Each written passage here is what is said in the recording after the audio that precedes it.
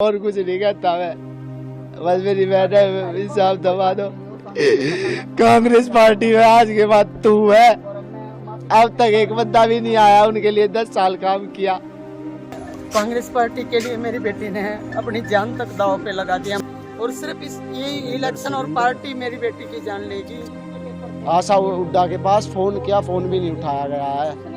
मेरा देखो, पिताजी एक्सपायर, भाई एक्सपायर, अब बहन एक्सपायर होगी, मैं और मेरी मम्मी है खाली। हाथ जोड़ के बस और कुछ नहीं कहूँगा। भाई सारे दर्शकों हाथ जोड़कर राम राम। हिमानी नरवाल हत्याकांड, 22 साल की कांग्रेस पार्टी की कार्यकर्ता का शव शापला बस स्टैंड के पीछे सूटकेस में पैक हुआ मिला।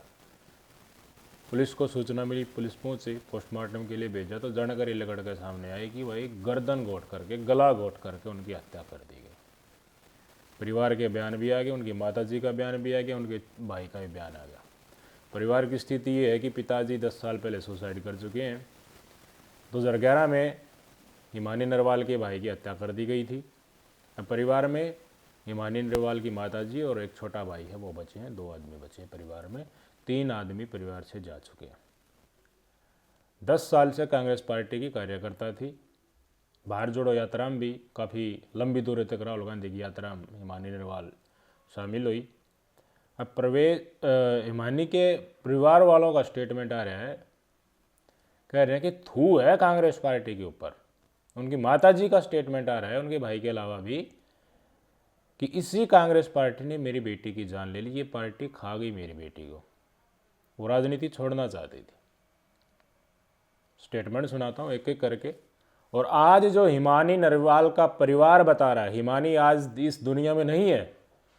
सच्चाई जो होगी, किन्होंने उनको मौत के घाट उतारा है, कौन लोग हैं, उनकी क्या मंशा थी, वो चीज़ें किसी भी प्रकरण में जल्द ही सामने आ जाएंगी। लेकिन आज जो हिमानी नरवाल और उनका परिवार गवाही दे रहा है, वो बहुत सारे कांग्रेस कार्यकर्ताओं की वर्तमान की स्थिति है। अपने लोभ के लिए, अपने राजनीतिक स्वार्थ के लिए कांग्रेस पार्टी और उनके गुर्गे, कोई केंद्र में बैठा है, कोई सेंटर में बैठा है, कांग्रेस कार्यकर्ताओं का किस तरह जूश निकालते हैं, वो सारी चीज़ें उनके ऊपर आज चर्चा करने का समय है। नहीं तो आज हिमानी है तो कल कोई और होगा, तरसों परसों कोई और होगा। कांग्रेस के कार्यकर्ता वो भी तो हमारे ही भाई बंधु हैं, वो भी तो इंसान हैं। इसी देश में और भी राजनीतिक पार्टियां चल रही हैं, उनके कार्यकर्ताओं की इज्जत क्यों होती है? वो इस तरह की घटनाक्रमों में क्यों नहीं फंसते हैं? उनका कैरियर कैसे बन जाता है? लेकिन कांग्रेस वाले ऐसे ही ऊँघते रहते हैं। मैं स्टेटमेंट सुनाता हूँ किस तरीके से उनकी माताजी अस्वीता हिमानी नरवाल की, उन्होंने स्टेटमेंट दिया है कि पार्टी ही खागी मेरी बेटी को, हम सब नहीं लेंगे, पोस्टमार्टम नहीं करेंगे जब तक हत्यारे नहीं पकड़े जाएंगे। मैंने वो तस्वीर देखी है, काला शरीर पड़ गया था,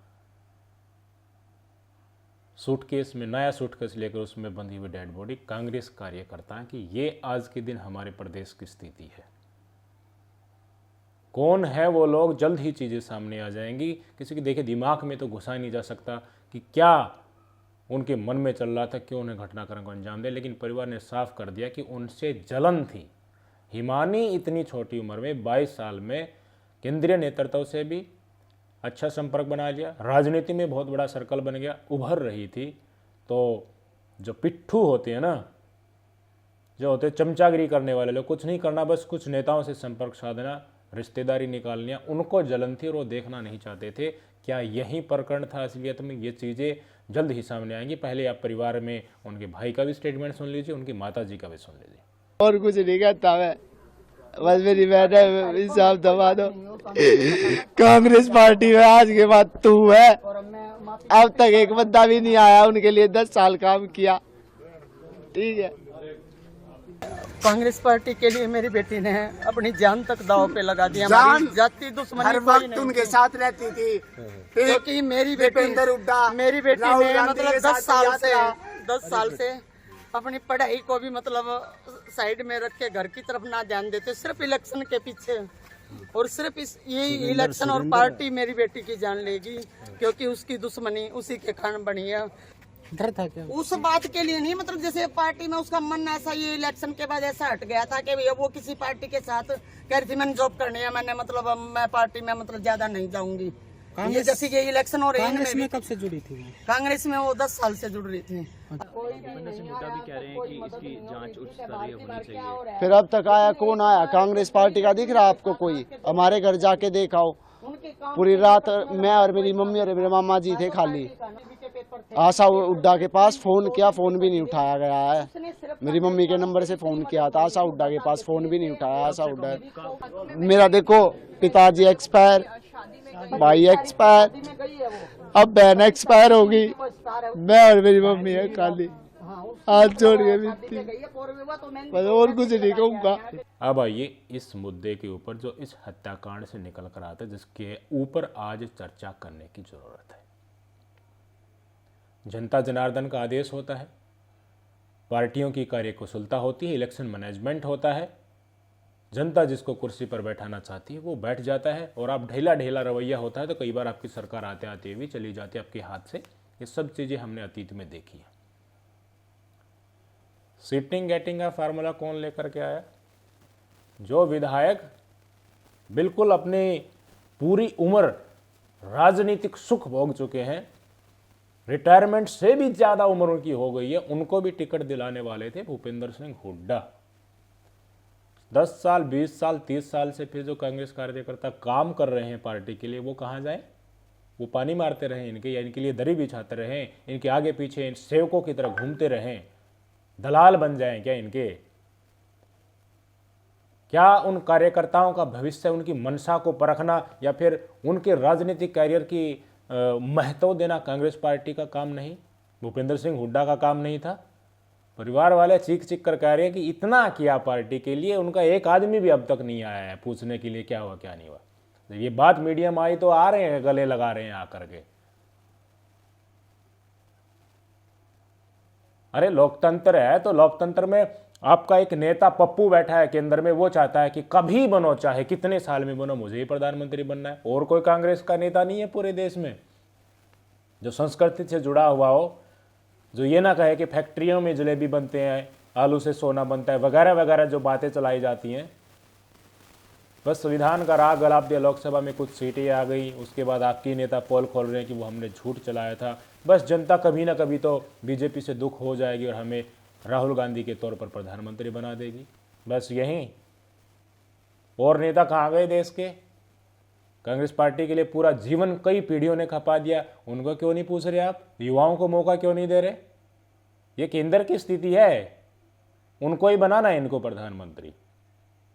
जो कार्यकर्ता मन में कैरियर लिए घूमते हैं, वो उनसे जवाब मांगते रहते हैं और उनको टरका दिया जाता है। इलेक्शन तक लॉलीपॉप थमाया जाता है कि बस बस देंगे टिकट, तुम्हें देंगे, और इलेक्शन के टाइम पे मना कर दिया जाता है। जवाब कहाँ जाओगे? अथाह खर्चा करवाती है कांग्रेस पार्टी इलेक्शन में, गांव के सरपंचों से, जिला पार्षद वालों से, जो कैंडिडेट जो भी इनके शिकंजे में फंस सकते हैं, पार्टी के अंतर्गत आ गए हैं, उन सबसे जमकर खर्चा करवाती है। और सरकार नहीं बनती तो हाथ खड़े भुगतते रहो। अब वादे करती है ना, हम आएंगे तो तुम्हें नौकरी दिलवाएंगे तुम्हारे कहने से तुम्हारे गांव में लोगों को, या फिर ऐसा पैसा देंगे तुम भ्रष्टाचार के जरिए अपनी जेब भर लेना, पूरा कर लेना जो खर्चा लगाते हो। और जो कार्यकर्ता बिल्कुल मन से सेवा करता है पार्टी की, 10 साल 20 साल निकल जाती हैं और उसको फिर लात मार के कहते हैं कि जाओ जहाँ पर तुम्हें जाना है, कहाँ जाएगा वो? जवानी खपा दी सारी की सारी। और जब टिकट देने का और राजनीतिक करियर बनाने का उनका नंबर आ भी जाता है, परिस्थितियाँ बन जाती तो कहेंगे कि सीटिंग गेटिंग का फार्मूला जो 20 25 30 साल से बनता आ रहा विधायक वहीं बनेगा, भाई कर लो क्या करना है। बस सरकार आ जाएगी, उससे तुम्हारे काम निकल जाएंगे, इसी से संतोष कर लो, फिर क्या करेंगे? मन खराब होगा या नहीं खराब होगा? सरकार नहीं आई हुड्डा साहब की तो कुछ नहीं बिगड़ा हुड्डा साहब का। सबसे बुरी दुर्गति कांग्रेस के कार्यकर्ता जो ग्राउंड लेवल पर काम कर रहे थे उनकी हो रही है।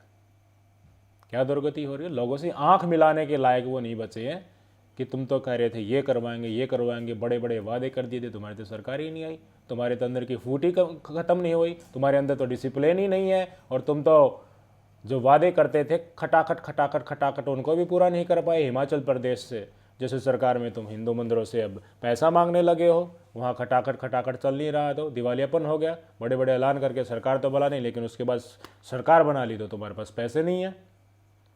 ऐसे बदहाल करोगे? पर्ची खर्ची बड़ा मुद्दा था या नहीं था? तो पर्ची खर्ची इसी इलेक्शन में मैंने देखा कांग्रेस के लोगों को वादा करते हुए नौकरियां दिलवा देंगे। अच्छा, इतने लोग हैं, नौकरियां दिलवा देंगे, सरकार आ ही रही है, बस भाई पर्चा जो भर रहा है उसी को भरने दो। हुड्डा साहब ने तो अपने रिश्तेदार का फार्म भरवा दिया था ना, नॉमिनेशन, टिकट मिली नहीं थी, हाईकमान ने क्लियर किया ही नहीं था, भरवाए। और कार्यकर्ता कहाँ गए? इनके रिश्तेदार ही बनेंगे विधायक, इनके रिश्तेदार ही मंत्री बनेंगे, और यही मुख्यमंत्री बनेंगे इनके ठेकेदार जो राज्य में बैठे हैं, और हिमानी नरवाल की तरह अकाल मृत्यु का शिकार हो जाएंगे, या फिर अपनी भावनाओं को अपने अंदर ही मार देते हैं। वो भी क्या मृत्यु से कम है? मुझे बता दीजिए। जिंदगी चली जाती है पार्टी के जरिए, उनके न्यौछावर सब कुछ कर देते हैं, पैसा भी, समय भी, परिवार को समय नहीं देते हैं, आगे पीछे घूमते रहते हैं, सब प्रोग्रामों में पहले और बाद में आते हैं। तनिक भी इन लोगों को शर्म नहीं आती है कि डिसिप्लिन बना करके ऐसा प्रकरण पार्टी में डिसिप्लिन से रचा जाए कि हर व्यक्ति जो दिल से मेहनत करता है उनको मौका दिया जाए। मैंने देखा कांग्रेस के कार्यकर्ताओं को, बादली से विधायक है दीपक अपने वत्स साहब, कुलदीप वत्स, नॉमिनेशन वाले दिन खड़े होकर के कह रहे थे वैन के ऊपर के कि मैं सबको कह रहा हूँ कि इस पार्टी के प्रति जो वफादार बना रहता है उसको मौका मिलेगा। पार्टी नहीं, इस परिवार के प्रति। कौन परिवार? हुड्डा परिवार। अरे कांग्रेस पार्टी के प्रति वफादार बनो ना। जो पार्टी के प्रति वफादार बने रहे कार्यकर्ता, फिर उनका क्या? तुम्हारी तो रिश्तेदारियां निकलाएंगे, या फिर सर्कमस्टांसेस कुछ लोगों के तो ऐसे बन जाते हैं जिनको दिखा करके ढसोकला रचेंगे कि बस हमने तो ये कार्यकर्ता था, इसको बना दिया है इसीलिए। लेकिन आम कार्यकर्ता जो आज हिमानी नरवाल की परिवार ने बताया इस परिस्थिति में जी रहा है, उसका क्या? वो क्या भारतीय जनता पार्टी में जा सकता है? इनकी सरकार नहीं आई, बार बार ये सत्ता से दूरी बना रहे हैं हर इलेक्शन में। कहाँ जाएंगे वो लोग? बीजेपी में जाएंगे तो ठोकरों के हवाले कर देंगे उनको कि ये उस समय पर उस साइड खड़ा हुआ था। इसी परिवारवाद के कारण, इन्हीं ठेकेदारों के कारण देश की जनता इनको सत्ता से दूर रखी हुई है। कहते हैं कि मोदी साहब के नाम पर आ जाती है इनकी वोट, तो राशन दे रहे हैं फ्री का। मोदी साहब एक मुखौटा है। अतीत में इनके कर्मकांडों से जितनी जनता दुखी पाई उनका बदला निकाला है, और वो बदला पूरा हुआ नहीं है अभी लगेगा उस बदले को पूरा निकालने में। अरे तुम बार बार आ रहे हो तो कम से कम पार्टियों में बदलाव तो कर लो। इन ठेकेदार जो बने बैठे इनको एक साइड तो कर दो, अपना संगठन तो खड़ा कर लो। विपक्ष का नेता अभी तक आपसे बना नहीं है, और सत्ता की आप वेट कर रहे थे। फिर एक दूसरे के ऊपर प्रत्यारोप कि शैलजा की वजह से हार गए, भूपेंद्र हुड्डा ढीला हो गया, सोचा इतनी सीट तो आ ही जाएंगी, ज़्यादा नहीं आनी चाहिए, मैं मुख्यमंत्री नहीं बनूंगा। फिर कार्यकर्ता होंगे क्या? जनता में जाकर हाथ जोड़कर उनकी गाली सुनकर बुरा भला कहते हैं कि तुम तो ऐसे ही हो, फिर भी कहते हैं, अपील करते हैं और वोट लेकर आते हैं पार्टी के लिए। मैं ये नहीं कह रहा कि अब ये चर्चा नहीं कर रहा कि सत्ता में आने के बाद कौन कैसी पार्टी किस हक में है। मैं बात कर रहा हूँ इंटरनल स्ट्रक्चर की। आज बात कर रहा हूँ पार्टियों के कार्यकर्ताओं की। सबसे ज़्यादा इज्जत होती है चौटाला साहब की पार्टी में कार्यकर्ताओं की। और बीजेपी का अगर बूथ किसी ने सही तरीके से संभाला है तो चौटाला साहब के जो पूर्व कार्यकर्ता थे जो बीजेपी में आ गए उन्होंने संभाला। बीजेपी बाद में कैडर खड़ा करवाई है बूथ लेवल तक का। और Bharatiya Janata party first time MLA को मुख्यमंत्री बना देती है। इन्होंने दिखा दिया, इन्होंने राजस्थान में भी दिखाया, इन्होंने दिल्ली में भी दिखाया। पता ही नहीं कि कौन मुख्यमंत्री बन जाए, लेकिन इनका तो पहले ही पता होता कौन बनेगा। और वो नहीं बनाया तो पार्टी भी तोड़ देगा, सरकार भी नहीं बन सकेगी। क्या ही भविष्य होगा फिर उन कार्यकर्ताओं को। कार्यकर्ताओं का जूस अगर इस देश में कोई निकाल रही है तो सबसे ज़्यादा वो है कांग्रेस पार्टी। अंधकार में भविष्य। और क्यों जलन पैदा होती है साथियों में? मैं भी एक कार्यकर्ता हूँ, वो भी एक कार्यकर्ता हूँ। मैं आगे बढ़ रहा हूँ तो दूसरे में जलन इसलिए पैदा होती है क्योंकि सिफारिशों से, रिश्तेदारियों से कैरियर बनता है, पानी मारने से कैरियर बनता है, लिंक निकालने से कैरियर बनता है।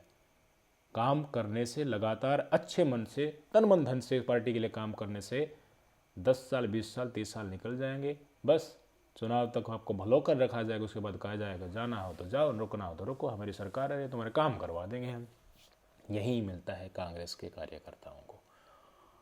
इनके रिश्तेदार आप नहीं हैं तो भूल जाइए कि आप मंत्री बनेंगे, आपको टिकट मिलेगा। विरले कोई एग्जाम्पल उनका पीछे से कोई लिंक होगा, उसको बेशक से कुछ दिखाते रहे। परिवार के प्रति क्यों करनी भाई वफादारी? कुलदीप वत्स जी बताओ ना। आज हिमानी नरवाल आई है, कल कोई और कांग्रेस का कार्यकर्ता ऐसे ही मौत के घाट उतर जाएगा। और आपके साथियों में ये भाव इसलिए आता है कि क्योंकि आपके पार्टी में वो भेदभाव होता है। ठेकेदार पले बैठे हैं आपके, और वो ठेकेदार अपने रिश्तेदारों को समाहित करते हैं जगह जगह पर। तो भाव आएगा नहीं आएगा कि कोई कर्मठ कार्यकर्ता है वो अपना लिंक ऊपर भी बना रहा है और यहां भी कई दिन से सर्कल में बना हुआ है, लेकिन हम तो उससे हुड्डा साहब से रिश्तेदारी ढूंढ लेंगे। हमारा तो फूफा का फूफा का पता नहीं वो क्या क्या रिश्तेदारी, इसलिए हमें ही टिकट मिलना चाहिए। ये आगे आ सकता है, आ सकती है, तो इसको साइड में लगाओ ना यार, किसी तरह बेइज्जत करके या कोई आरोप लगा करके, या फिर ऊपर से कवाला दो कि टिकट नहीं कटाएगी। मैंने देखा इसी लोकसभा विधानसभा चुनाव में 15-15, 20-20 साल पूरी जवानी खपा दी कांग्रेस पार्टी के लिए, लेकिन बोला कि टिकट तो इसी को मिलेगी, तुम्हें जाना तो जाओ, वो चले गए। आज के दिन उनकी बीजेपी में खूब इज्जत है और ये सत्ता से आउट है, और श्रुति चौधरी आगे पीछे 2-3 गाड़ियाँ चलती हैं, मंत्री बनी बैठी है। उनकी माता जी राज्यसभा में, देखिए विदेशों में जा रही है वापस भारत सरकार की तरफ से। और क्या कहा जाता था किरण चौधरी के बारे में कि इनके पल्ले तो कुछ है नहीं, लेकिन उनके पल्ले देखिए इतना ज़्यादा है कि देश की प्रतिनिधि बनकर जा रही है विदेशों में, उनकी बेटी मंत्री बनी बैठी है। आपके पल्ले क्या है हुड्डा साहब? ये चित्रवाद पैदा करना, रिश्तेदारियां निभाना, परिवारवाद के तहत राजनीति करना। लोग चरण छू रहे थे, ऐसे वीडियो सोशल मीडिया में मैंने देखे हुड्डा साहब के, और वो सिर पे हाथ भी नहीं रख रहे, देख भी नहीं रहे कि किसने मेरा चरण छू। इतना अहंकार है इन लोगों में। किस लिए भाई? इसी दिल्ली इलेक्शन की बात है, नरेंद्र मोदी जी की एक भाजपा प्रत्याशी एमएलए का जो था, उन्होंने पैर छू लिए थे, मोदी जी ने वापस उनके पैर छुए कई बार।